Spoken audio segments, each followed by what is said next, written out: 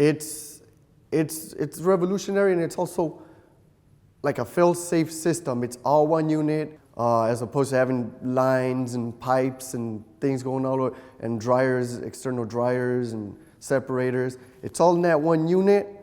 It's self-contained.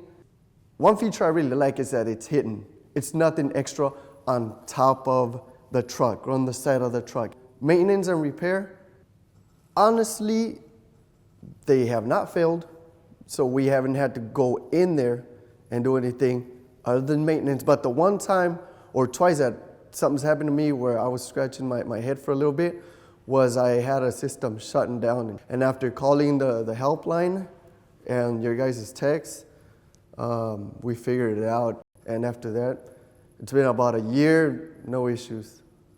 So I've worked in several cities for about 5 years now. And in those 3 cities, we've always had the Vanair system. So it's something that the cities purchase, government purchases, and obviously effective because every service truck in those cities has had at least 2 units with a Vanair system.